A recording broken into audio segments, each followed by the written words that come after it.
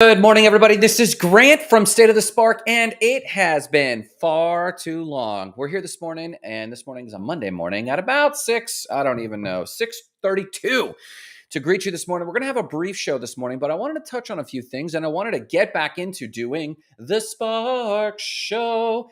That's starting our day off right. We got a little bit of other news this morning. We're going to be talking about Ionic Ears and discovering actually how sound, an actual physical wavelength, turns into electronic impulses in the brain.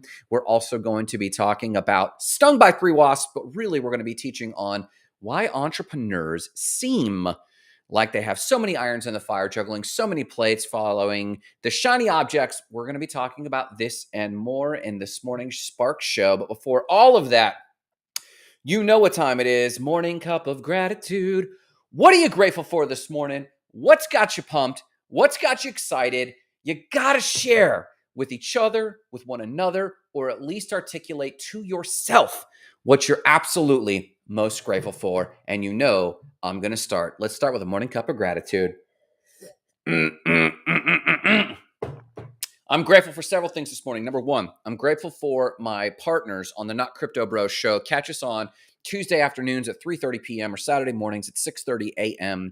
We talk about all things crypto, and then the Saturday morning show is small business development and a little bit of what's going on in crypto, but really what we're building behind the scenes from a cryptocurrency and podcasting perspective, how to market your business. We cover all of that. And Tuesday afternoons, we reserve for what's going on in crypto and how cryptocurrency is affecting you. Basically, we're helping you get financial freedom, and we're focused on crypto because it's the most cutting edge thing. What are you grateful for? And just a quick request, if you like this show or if someone needs some positive encouragement, let me turn this crazy thing off over here. If someone in your world needs encouragement, if someone in your world needs a positive outlook, that's what we're doing here. So make sure to like, subscribe, or share the show with a friend if we cover anything that's interesting to you. So thanks so much, and I'm grateful for you. So let's talk about other news. Ionic Ears. Ionic Ears. Now, most of us know that we hear with hair follicles, but recent research by scientists have actually uncovered how sound, a physical wavelength, moves into the ears, into the bones, into tiny little follicles that actually create signals in the brain. Good morning, Ryan Chris, my man. Ryan Christ asked me a question yesterday, and I didn't respond to him because I was dealing with wasp stings, and I was focused on that. Ryan asked me about XRP and Ripple. Not financial advice, but I'm speaking directly to Ryan. Good morning, Ryan, who I know is out there hustling extra hard on his business. He worked some long weeks cleaning boats, but he asked me about Ripple, XRP, a cryptocurrency. Ryan, not financial advice. You saw that I own about 4% of Ripple myself, and you asked, should you get on it? Food for thought for you to consider as you decide whether or not, and you can tell I'm being very careful about this advice, and I'll text you my direct advice to you later. But Ripple is part of a network where they're going to be launching what's known as ISO 20022. Basically, it's almost like a text messaging standard that has been going on for a long time between the SWIFT banking system. So normal banking sends banking transactions all over the world, and it has never included crypto. There are 6 cryptocurrencies that actually are facilitating the new standard coming out in November. In the United States, it's been adopted in other countries. But coming out in November, the ISO 20022 standards has 6 cryptocurrencies, which include Ripple and XRP, as the programming language to allow cryptocurrencies to travel between international banks and banking systems. So Ryan, to your question, should you buy XRP? You should definitely consider that it is going to be part of the major infrastructure of banking that allows for cryptocurrency. That doesn't mean they're going to be trading XRP per se. They might be, but they're going to be using it to facilitate the transactions, which is super important. Meanwhile, Ripple has maintained contracts with Santander and American Express all throughout the SEC lawsuit. You should know about the SEC lawsuit, which is still ongoing. But in every major juncture, the judge has ruled against the SEC to prove evidence that XRP is a security and not a technology. And they have continued to fail in that regard. Along with that, this whole ISO 20022, it could be super technical and super confusing. But here's the curious thing. If this is facilitating banking, the government has already said they will probably use the same architecture for the United States central bank currency. So, yes, every major government is rolling out their own digital currency known as CBDCs, central banking digital currencies. China already has the digital Chinese yuan. Over 70 countries in the world have already moved to their own version of their digital currency, getting rid of fiat currency entirely or paper currency as much as possible. Ripple is part of the architecture for the United States ISO 20022 protocol as well as the roadmap, possibly, maybe, speculation only, not financial advice, for the United States central banking digital currency. You saw in my own portfolio, and I'm telling the public because I told you, I own about 4% of my portfolio is currently XRP. That is not financial advice. That is how I am speculating. So great question, and good morning, Ryan, for kicking ass. And I always trust that this guy's a friend and a fan, no matter where we're on the planet. I know he's out there hustling. I got a massive amount of respect for what Ryan does. So back to ears real quick. Boom. You're welcome, sir. Back to hearing real quick. We already know that sound moves through the ear, through your hearing, and touches tiny hair follicles. But what happens next? They recently took a spectrum microscope and compared it to, believe it or not, worms, which have a very similar listening capacity on the hair follicles on their back, of all things. These hair follicles, we know, jiggle. And we know that they make the smallest bones in the body known as, I'm going to butcher this to all of the science majors, the ocelles, which are the three tiniest bones in the human body, and those vibrate, and those strike something known as the cochlear, which is a little tiny part or membrane in the ear, and that jiggles, so it's getting smaller and smaller. Picture pool balls hitting something smaller and smaller and smaller, and then that strikes something called the stereocilia, which is like another tiny little hair membrane, and that strikes an actual membrane, and then that connects and transitions to electrical signal in something called ionic channels. Now, this is a very, very tiny cell. It went from almost being a basketball to a soccer ball to a baseball to a pool ball to a tiny little marble. It's moving along. The sound frequency is moving along the ear till it hits something called an ionic channel. And that is like a protein, stacked little protein that's small enough that when it vibrates, it sends off an ion.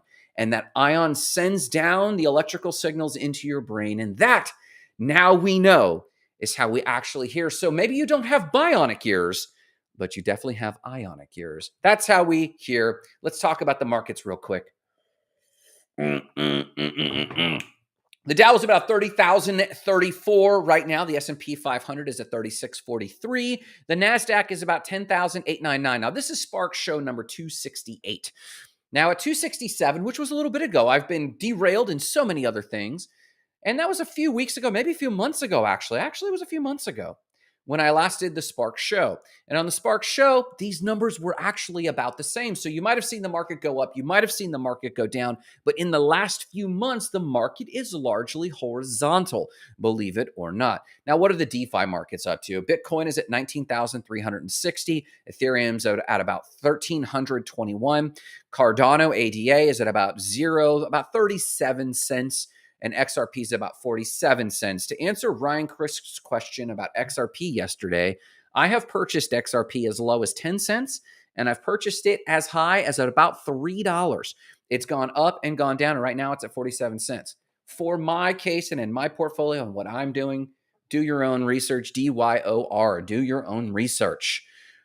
This is like as discounted as it gets for me, and I'm just stacking. Now, mind you, I'm not buying in a large chunk, Ryan, because if you are interested in buying, or when I buy, I very rarely just buy a big chunk. If I had $1,000 or 10 grand just for round numbers, I would take half that amount. This is how I dollar cost average, and dollar cost averaging is my approach of choice. I cut it in half, and I put that much in, and then I watch the market move, and on every week, every 2 weeks, every month, I then buy an additional chunk. And that's how I purchase it. There's my girl, Jessica. Your husband and I have been playing phone tag, Jessica, and I will commit to connecting with him this week. He seems like a great guy. And for those who don't know, Jessica's husband, Miguel Ojeda, if I'm saying that name right, if I'm not, forgive me. Jessica Ojeda's husband, Miguel, has a YouTube channel, and I love the topics he's bringing up. These people live a sustainable life, as sustainable as possible, and they live an integrated life. So please do check out Miguel's YouTube channel. And then for the last piece of other news, before we talk about why entrepreneurs actually have so many irons in the fire. Before we talk about that, a small piece of other news is I got stung by 3 wasps yesterday. And that's not the actual news. The actual news is I actually got stung by 1 wasp. And I got stung on my arm. You might even see some discoloration there. Ooh, brutal. And wasps hurt. And I was howling, and Marissa could laugh at me because I was straight up howling. Well, I ran inside. We got rid of that wasp. No problem. And then I thought, well, maybe it was a one-off. You know where this is going. What an idiot. This is my first curse word for the day. What a dumbass. I was a dumbass. I went back out thinking maybe this is the only time this is happening today. And I went out and I kept hacking away at the vines. And sure enough, I got stung again. And I couldn't believe it. And I got stung again.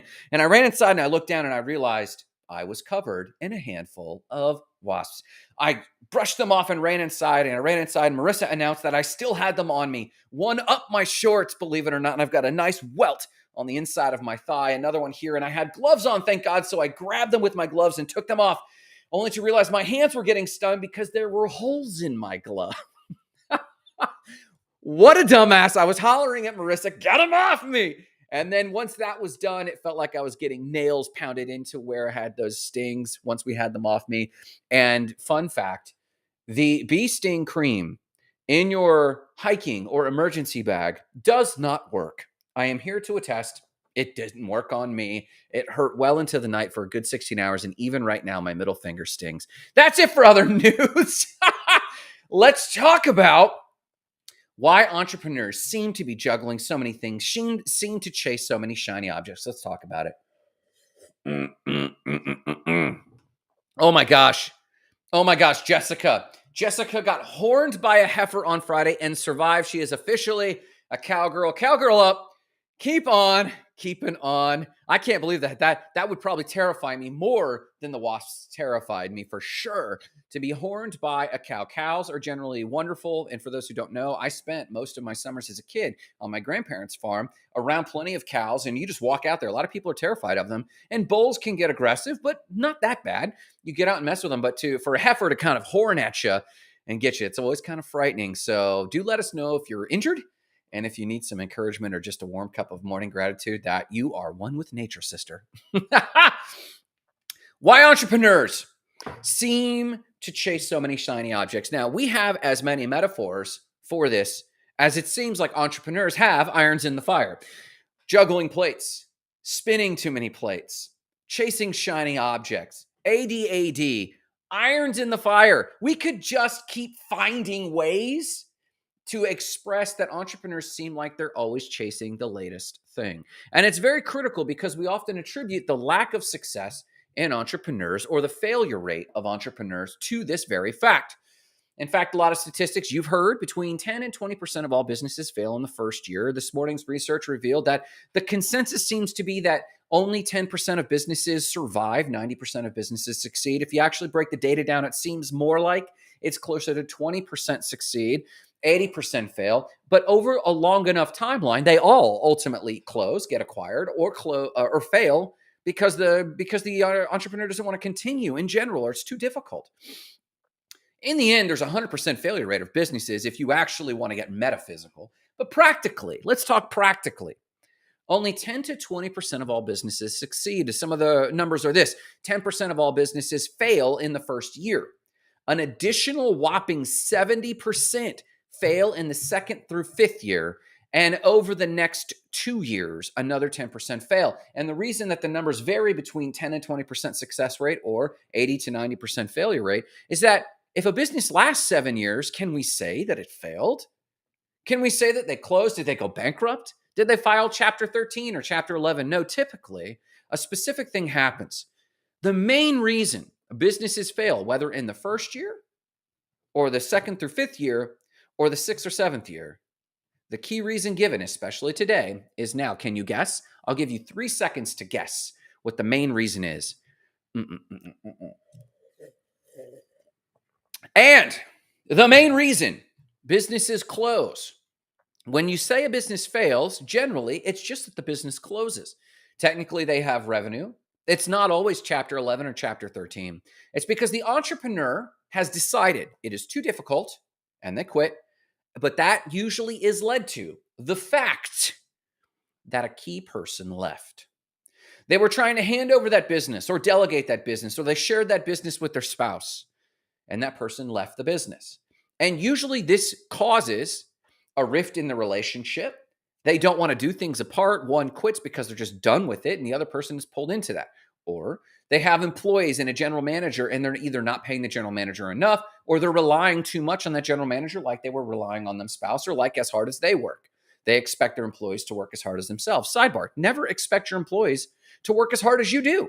That would be a diamond in the rough. And you should actually pay that person an extra zero more than you ever got paid in the business to keep that person on. Grant, my business can't afford it. I know. But in principle, that's what it should be. The main reason businesses fail is a loss of a key person, or a key person quits, or they just don't carry water. That's a phrase we use in, hey, are you going to carry the water, man? Water is absolutely critical. And it's a phrase from the developing field of, if you can't do the basics, if you can't carry water, Lord knows we can't build a village together. This phrase is used and passed amongst entrepreneurs, and actually not many people are familiar with carrying water in the entrepreneurial context. And here's the summary of today's lesson: the transparency into the life of an entrepreneur and the many irons in the fire. And where this came from was this. One of my partners from Not Crypto Bros, they're both really good friends, and we actually have never met in person. We all have different entrepreneurial backgrounds. We've all done some fundraising. We've all been invested in crypto and have made money and lost money in crypto. One of us teaches podcasting and helps people launch their content. Another one of us owns boards and works for Mercy Corps. One of them said to me the other day, I proposed a new project. Someone from the Philippines came along, someone in my cryptocurrency network. They came along and they offered to start a business school. They would get the entire Filipino crowd and Hindi crowd or Indian crowd to come together around the crypto projects, as long as I would bring the business training and how to do business with people in the United States, how to raise money. I can do that. I've got people on my network, and I would love to do that. And we're actually entertaining this. And I floated this idea to one of my Not Crypto Bros. And I love the Not Crypto Bros because we speak very transparently, as entrepreneurs should.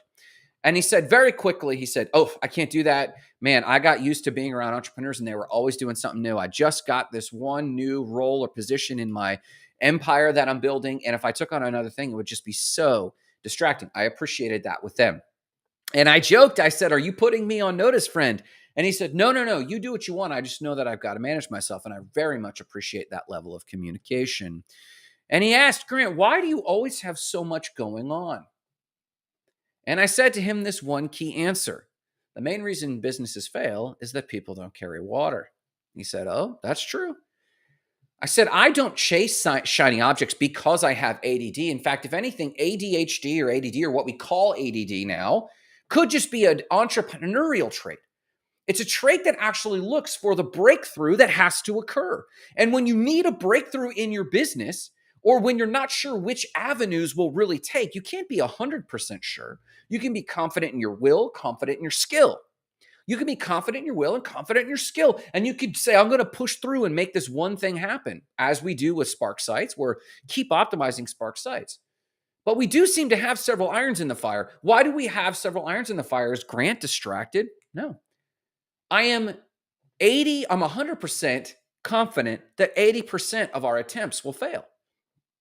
I'm 100% confident that 80 to 90% of our attempts will fail because we will lose a key person. By that, I mean they won't necessarily quit. They just sometimes don't carry water. They say they're excited about X, Y, and Z, and they'll say they'll take on a role, but when you delegate it to them and entrust that to them, they fail time and again. It's one thing to train someone you delegate to. It's another thing to train time and again, and they say they can handle it, but can't. Well, fire that person, get rid of that person. Absolutely. And cancel that avenue. Absolutely. That's my point. There are 80 to 90% failed attempts in entrepreneurship, and 10% on a good year, 20% makes a career. If you could get 20% successes in your entrepreneurial journey, you can make $1 million career, a multi-million dollar career. I say this to say, you probably need a little bit of empathy for when an entrepreneur says, hey, I'm thinking about this new avenue. And instead of critiquing them, are you sure you need to take on another thing? Shut it. You're not in the mix. You're not in the fight. You haven't been here long term enough to know that people are going to drop the ball. They're just going to quit because they don't have long-term time perspective, or they just want to go into other ventures. Maybe there's nothing wrong with them. Maybe they just realize this isn't for them, but they're still warming a seat. Maybe they care about you and want to just kind of help, but they're critical the whole time. So they're not giving 100%. They think they are, but you can't complain and give 100%. It's proven. You have to be a believer to actually be able to give 100% in anything. So entrepreneurs run at a paradox. They juggle 10 things, 20 things, 100 things, knowing full well that 80 to 9 of them will fail, but still show up as if they won't because they know how to click into being a believer. That's a gift of entrepreneurship. We're believers. We believe in ourselves. We believe in the thing we're doing. Well, why did you quit that thing? Why did you let it go? Because it didn't work. But you were a believer. Yes, I was. That's the joy and paradox of being an entrepreneur. So I say this to develop empathy for the entrepreneurs in your world, and you can help them. If they bring up a new shiny object and you want to critique that, I encourage you to hold your tongue and instead ask this. Are you concerned that some of the other things we're working on aren't going to work? No. They'll have a decent reason. Now, it's an easy tangent. For example, we've got a new niche in Spark Sites. Within Spark Sites, we have several irons in the fire. We call them big rocks for the quarter. There's several things we're attempting. We're going to launch an affiliate program this quarter so that you can share the love with Spark Sites and get paid 20% commission. That's huge. On a $2,000 website, that's $400 just to you for referring us. It's huge. So we're going to launch the affiliate program. That's one iron in the fire. We're going to chase a niche, including influencers. We're going to chase another niche called coaches and trainers. Those are 3 irons in the fire. Grant, are you not confident that small business owners are going to cut it? Hey, I got to be honest. I'm a believer that I can sell websites to small business owners, but I am noticing the market is changing a bit. Small business owners are becoming ambiguous. They're becoming lackadaisical in their website approach. And as we have to raise our prices because we increase the service level we're bringing, we increase the skill we're bringing, we create links pages. All of our clients get links pages so that you can put it in your social media profiles. Irons in the fire. Yes, there are things that are not working in the website space. And most of these attempts will not work. But I'm going to keep stepping up to the plate. So if the entrepreneur in your life that sometimes causes headaches for you says they're trying something new, don't bat it down before you give some honest discovery.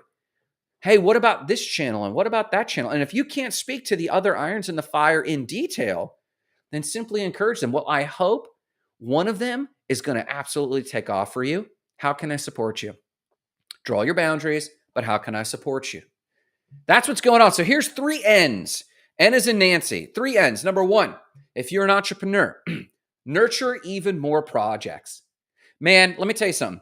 The people in your life, it's not your haters that are gonna hang you up. It's the people in your life that love you and are trying to protect you that are going to hang you up. I have had more critique, more resistance, more speed bumps in the form of lovers, friends, associates, mentors, kind people trying to protect me that actually caused me to slow down. Now, sometimes, once in a blue moon, it's healthy to do a reset. But the MO is generally an MO that doesn't have the same level of ambition or grit that I have. That's okay. Love on them, move on. So because we have these people in our lives causing us to hold back, we're afraid of coming to them with a new shiny object. Hey, I was thinking about this one thing. Maybe this. We're scared to share. So we actually are muting our own ambition proactively so that we don't piss the people in our life off. I'm going to say go opposite of that. Nurture more projects. N, the first N is nurture. Nurture more projects. Now, give energy to your main thing. And I'm not talking about like a 90-degree turn elsewhere. Try to hit multiple birds with one stone.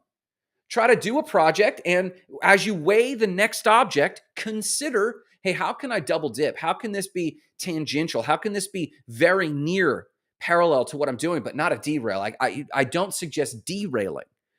I suggest filtering the shiny objects and the new projects that you're nurturing filtering them by what's really close to what I'm already doing, what uses the same resources I'm already using, what uses the same messaging I'm already using, and how can I compound what I'm doing. So you notice a lot of the irons in my fire are within Spark sites. We're going to be launching a course. We want to pivot to being a course company. That's another iron in the fire.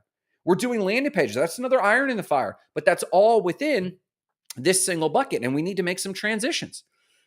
But I'm trying to do that nestled in this little nest. So number one, nurture more projects unabashedly. Number two, normalize identifying. And this is whether you're an entrepreneur or a partner of an entrepreneur, a spouse, or a business partner of an entrepreneur. Normalize identifying what you do or do not like about the projects. Like I gave the example of my friend who was absolutely willing to say, hey, that one idea, I love the idea. I can't be a part of it. No problem. Thank you for saying it right out of the gate.